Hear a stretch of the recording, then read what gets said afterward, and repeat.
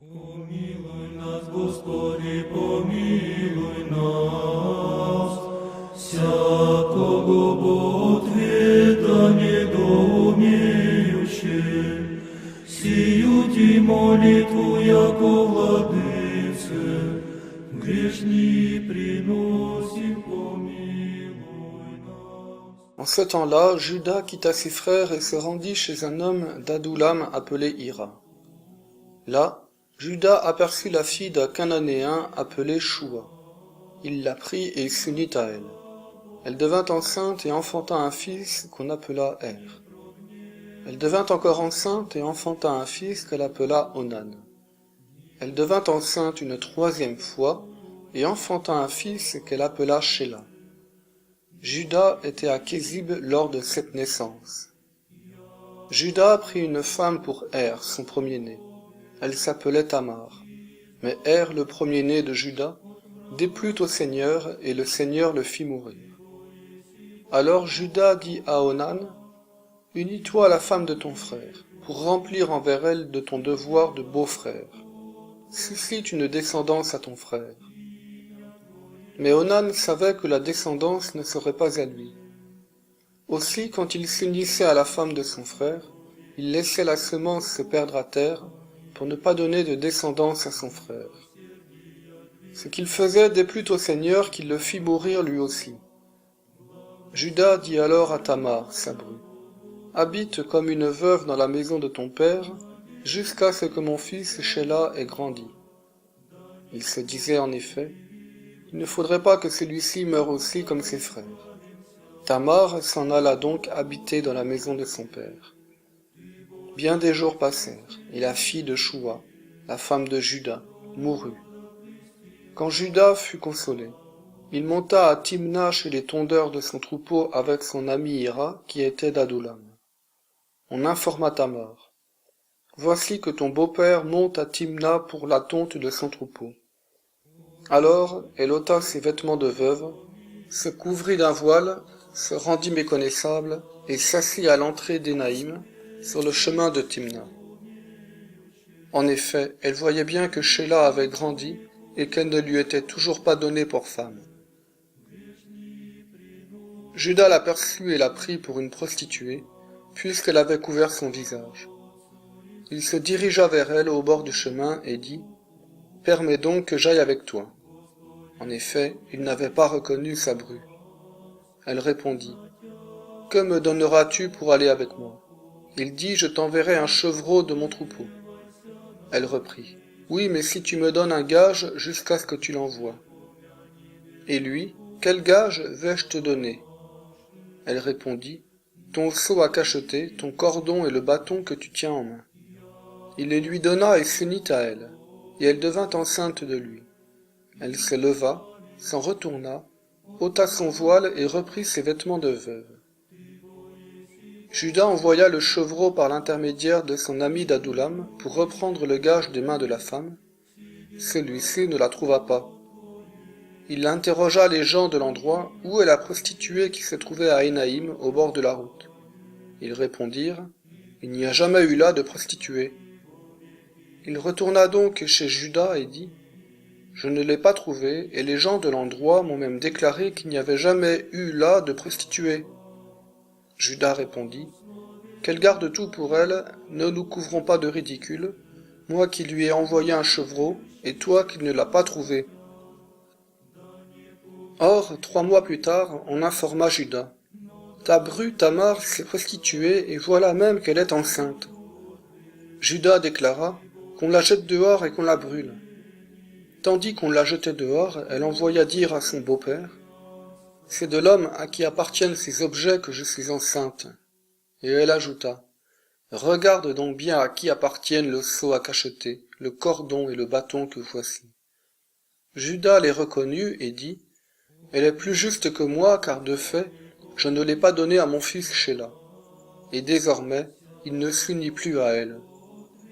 Or, quand elle accoucha, on s'aperçut qu'elle portait des jumeaux. Pendant l'accouchement, l'un d'eux présenta une main que la sage-femme saisit. Elle y attacha un fil écarlate en disant, « Celui-ci est sorti le premier. » Mais il retira sa main, et c'est son frère qui sortit. La sage-femme dit, « Quelle brèche tu as ouverte ?» Et on l'appela Pérès, c'est-à-dire brèche. Son frère sortit ensuite, lui qui avait à la main le fil écarlate, on l'appela Zéra.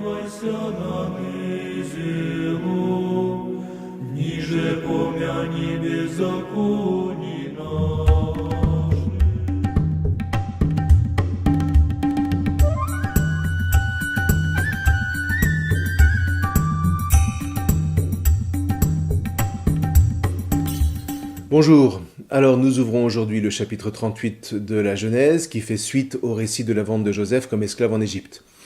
Alors c'est un curieux chapitre qui va parler non plus de Joseph mais de Juda, un chapitre auquel on ne s'attendait pas vraiment.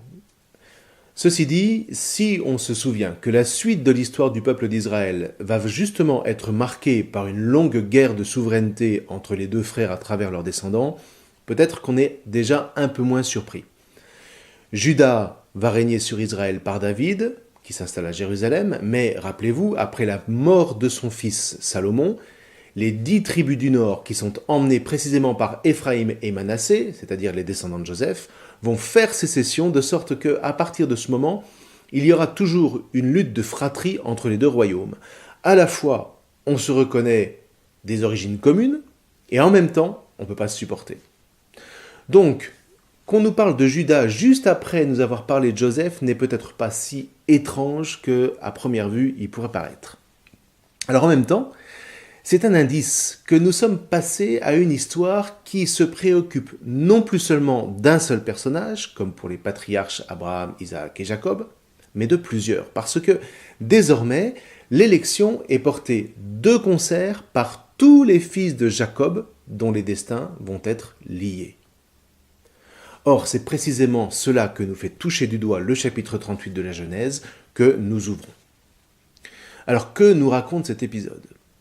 On nous dit que Juda épouse une Cananéenne. Alors, la chose est étrange. Comment est-ce possible ? Comment un fils d'Abraham peut-il s'autoriser à épouser une fille étrangère, d'autant que Abraham, comme Isaac, avaient bien mis en garde leurs fils respectifs contre cela, pour que ne soit pas perdue la promesse en se diluant parmi les nations étrangères. Alors là, il vaut la peine de bien suivre le texte pour comprendre. On nous dit, littéralement, « Et il descendit Juda de chez ses frères ». Alors là, il faut entendre, parce que le verbe est le même que pour Joseph, que les Ismaélites, nous disait le chapitre précédent 37 au verset 28, font descendre en Égypte.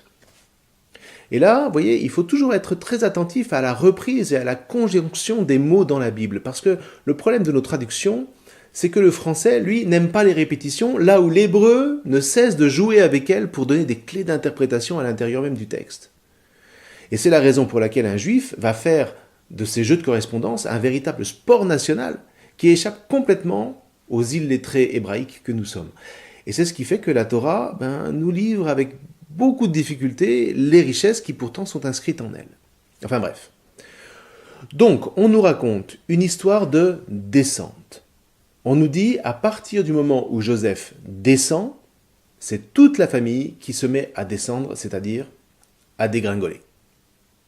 C'est ce qui nous est raconté à travers Juda, qui se sépare de ses frères. Vous voyez, comme si la séparation forcée de Joseph allait entraîner la désagrégation de toute la fratrie, à commencer par Juda, celui qui est précisément l'instigateur de la séparation d'avec Joseph. C'est lui qui avait suggéré de le vendre. Et d'une certaine manière, voici que cette séparation va retomber sur lui. C'est une déchéance qui nous est racontée. Donc Juda quitte la tradition de ses pères, il épouse une Cananéenne, et le Targum, c'est-à-dire la traduction araméenne de la Torah, va même en rajouter. Il dit « Juda perdit tous ses biens et il se sépara de ses frères ».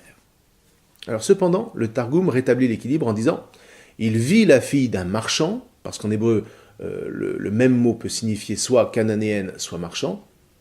Enfin, ça ne change pas grand-chose, il épouse quand même une étrangère. Donc le Targum dit « Il vit la fille d'un marchand dont le nom était Shua. Il en fit une prosélyte et il alla vers elle. » Ah, ouf, l'honneur est sauf. elle est devenue juive.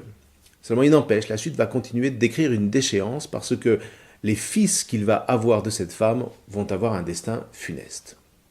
Donc avec Shua, il va avoir 3 fils, Er, qui signifie stérile, Onan, qui signifie endeuillé, et Shelah, qui se rapporte à la racine Shalo, qui signifie illusion. Donc Shelah, en plus qui naît dans un endroit qui s'appelle Kériv, c'est-à-dire mensonge, déception, Shelah est aussi une déception parce que Juda n'aura pas d'autre fils. Il faut sentir ici le tragique qui se profile, le drame qui habite Juda.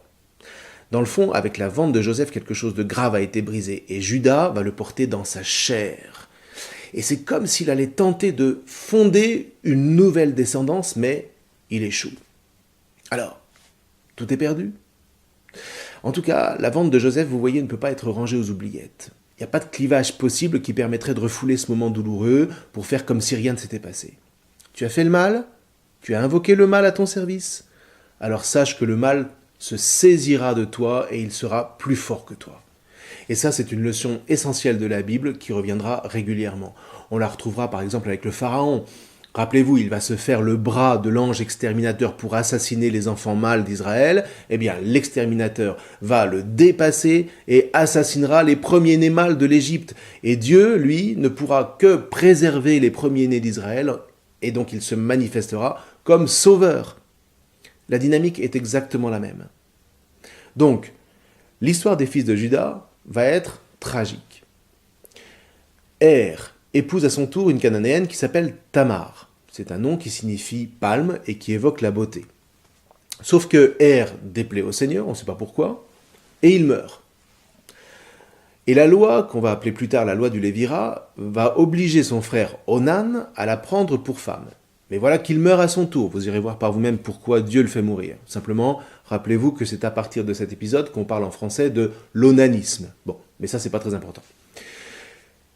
Voyez comment le sort est sournois. Alors que Juda a fait passer Joseph pour mort auprès de leur père, voilà que Juda, à son tour, va faire l'expérience de la mort de ses propres fils. Alors on se pose la question, est-ce que Dieu voudrait ici le sanctionner ? Peut-être, mais pas au sens où l'on pourrait le croire. Parce que Tamar, ici, va tenir son rôle de femme, c'est-à-dire de gardienne de la sagesse au service du plan de Dieu, toute cananéenne qu'elle soit. Parce que, vous voyez, ici, la tradition est assez claire, une tradition qui remonte jusqu'à Philon d'Alexandrie. Oui, Tamar est une idolâtre, mais elle s'est convertie. Et les rabbins diraient qu'elle avait une âme juive qui a tout simplement fait, pourrait-on dire, un retour vers son peuple. Elle est comme ça la préfiguration du rassemblement de toutes les âmes juives dans le peuple des fils d'Israël. Bon, c'est un peu compliqué, on n'en dira pas tellement plus parce que ces notions appartiennent à la Kabbale. Toujours est-il que le Targum l'avait bien noté, elle s'est convertie, et la suite le montre. Elle croit, elle, au Dieu un. Et un peu comme tous les convertis, elle va mettre toute son énergie à servir le Dieu d'Abraham, Isaac et Jacob. Alors ceci dit, on comprend aussi que Juda hésite à donner à Tamar son 3e fils, quand bien même la Torah l'y oblige. Tant et si bien qu'il ne trouve pas de meilleur moyen que de renvoyer Tamar chez les siens à Bethléem.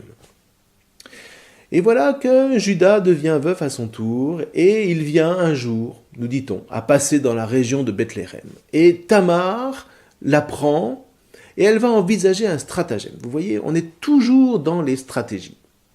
Elle se déguise en prostituée, elle le séduit, et elle couche avec lui. Non sans lui demander des gages, en attendant qu'il puisse la payer. Et voilà qu'il lui donne son anneau à cachet, le cordon avec lequel il le portait, et son bâton, ce qui signifie à tout le moins que Juda avait gardé un vrai pouvoir de chef. Et voilà que Tamar est enceinte. Elle le fait savoir à Juda, lui qui ignore le stratagème, et il ordonne, dans sa fureur, de faire brûler Tamar. C'est charmant.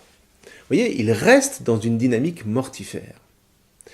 Mais Tamar va lui faire porter les insignes de celui qui l'a mise enceinte. Et évidemment, Juda les reconnaît. Et là, il va louer la sagesse de cette femme. Il va dire, elle est plus juste que moi. Et c'est là qu'on voit qu'elle est belle, comme une palme. Parce qu'elle accomplit ce qui est juste là où Juda, lui, pensait pouvoir s'affranchir de la Torah. le récit nous montre un bel exemple de ce que la Bible reconnaît dans la femme juste. Elle est pour l'homme la gardienne de la sagesse. Et de fait, la suite va le confirmer, puisqu'elle va enfanter 2 jumeaux, dont un s'appelle Pérez. C'est un nom qui signifie brèche, vous voyez, comme si une brèche avait été percée pour permettre à l'alliance de ne pas se refermer sur elle-même. Et Pérez sera l'ancêtre de David. Et voilà, vous voyez, le nœud. Ayant porté la mort parmi les fils de Jacob, Juda a lui-même été frappé par la mort de ses propres fils, comme si quelque chose de la fécondité de l'alliance avait été rompu. Il a donné la mort, et voilà que la mort le frappe. Et la Bible nous montre comment une femme, une étrangère de surcroît, mais qui a rejoint la lignée d'Abraham, ouvre une brèche dans cette descente infernale, redonne la vie et réinscrit Juda dans l'alliance. Si vous voulez, Tamar, elle a un petit peu le tempérament de Rebecca. Vous vous souvenez, là où la matriarche a développé tout un stratagème pour assurer la pérennité de la bénédiction paternelle à Jacob, malgré l'aveuglement, c'est-à-dire la nuit dans laquelle était plongé Isaac, qui lui préférait Ésaü, eh bien, Tamar, elle, va développer tout un stratagème pour sortir Juda de la nuit dans laquelle la séparation d'avec son frère l'a plongé. Lui, dont les fils d'un premier mariage sont morts, donc qui n'a plus de descendance, eh bien, Tamar va lui redonner une descendance, et pas n'importe laquelle, puisque de cette lignée paraîtra le Machiar, c'est-à-dire le Messie, dans la personne du roi David. Et la Bible va même vanter sa vertu. Quand plus tard Boz va épouser Ruth, les habitants de la ville la béniront en disant « Que ta maisonnée soit comme la maisonnée de Pérez, celui que Tamar a enfanté à Juda. » Ruth, on le verra plus tard, mais c'est cette Moabite qui avait épousé un des fils de Noémie et qui à son tour était entrée dans l'alliance pour que Boz ait une descendance. Et à nouveau, pas n'importe quelle descendance, puisque elle sera l'arrière-grand-mère de David, elle qui était Moabite. Et comme par hasard, à la fin du livre de Ruth, la généalogie de David part de Pérez, c'est-à-dire le fils de Tamar. Elle passe par Boz et par Ruth, qui engendre Obed, Obed qui engendre Jessé, Jessé qui engendre David. Vous voyez, c'est ainsi que joue la Bible. Aux hommes l'élection, mais aux femmes la mission de la garder dans les moments où elle est la plus menacée. Et c'est ça, être gardienne de la sagesse. Tamar est même tellement dans son rôle qu'elle va être mentionnée dans la lignée de Jésus en Matthieu 1,3. Et c'est au point que même si les matriarches ont joué leur rôle, rappelez-vous, Sarah, Rebecca, Léa, Rachel, aucune d'entre elles n'est mentionnée dans cette généalogie qui compte 3 femmes, Tamar, Ruth et Bethsabée. Bethsabée, c'est la femme de Uri le Hittite, on en reparlera en son temps. Donc les femmes ne sont nommées que dans la mesure où par elles, quelque chose d'exceptionnel a dû intervenir pour préserver l'alliance et lui permettre de s'accomplir. C'est étonnant, non? Donc, l'alliance, malgré le crime des frères, est maintenue vivante. Ouf, nous dit le chapitre 38. Ceci posé, on va donc pouvoir maintenant revenir à Joseph et voir jusqu'où nous mènera cette saga prodigieuse. Mais ça, ce sera pour la prochaine fois. Prenez bien le temps de lire ce chapitre qui s'avère très important. Je vous souhaite une bonne lecture. Je vous remercie.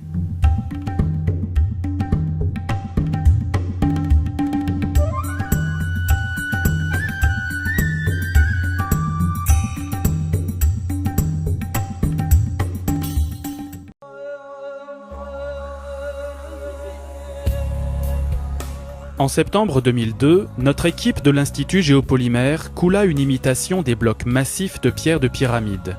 Ou plutôt nous devrions dire des blocs authentiques de pyramides. Nous avons utilisé les mêmes ingrédients géologiques que les anciens Égyptiens 4500 ans auparavant. Ces blocs massifs ont la même composition chimique et apparence que les blocs des grandes pyramides. Le calcaire utilisé contient des coquillages fossiles appelés neumulites, qui est identique à celui trouvé en Égypte.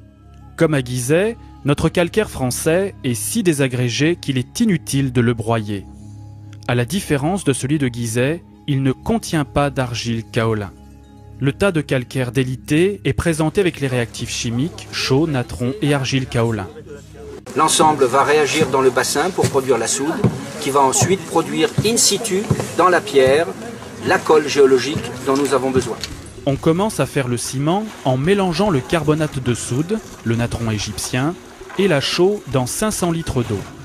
On ajoute ensuite le kaolin, déjà inclus dans le calcaire de Gizeh, et on mélange avec un outil en bois.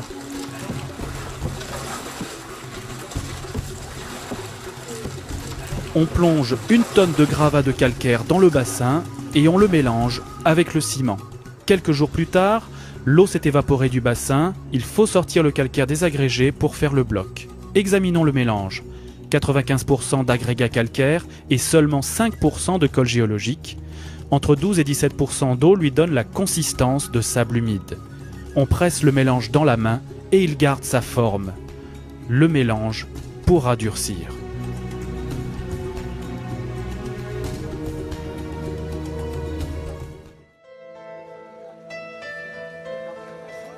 Nous faisons tout à la main, formant une chaîne avec des seaux, de la zone de mélange jusqu'au moule. On verse le mélange de béton calcaire dans le moule et on le tasse avec un outil appelé une dame.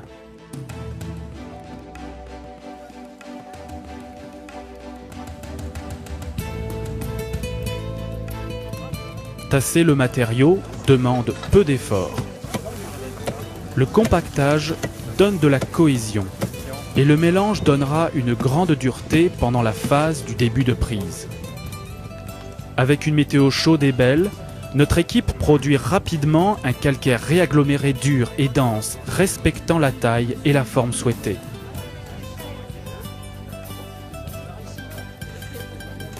Le moule est fait avec de petites planches de bois, qui seront réutilisées plusieurs fois pour faire d'autres blocs. Avec cette météo idéale, le procédé s'applique facilement. Il est si simple. 4 heures plus tard, nous démoulons. Le calcaire synthétique ressemble à une pierre naturelle. Nous n'observons aucune trace d'empreinte du bois. Joseph Davidovits présente les 4 premiers blocs déjà réalisés. Les 2 gros blocs pesant jusqu'à 4,5 tonnes, plus humides, ont donné un fini lisse. Les 2 petits blocs pesant jusqu'à 1,3 tonnes, les moins humides, ont donné un fini plus rugueux. Celle-ci, son aspect correspond à un calcaire que l'on retrouve sur les sites des pyramides et qui a l'aspect d'un matériau taillé grossièrement. De même que cette pierre, c'est un faciès que l'on retrouve très fréquemment sur les gros blocs. Les joints entre les blocs sont aussi parfaits.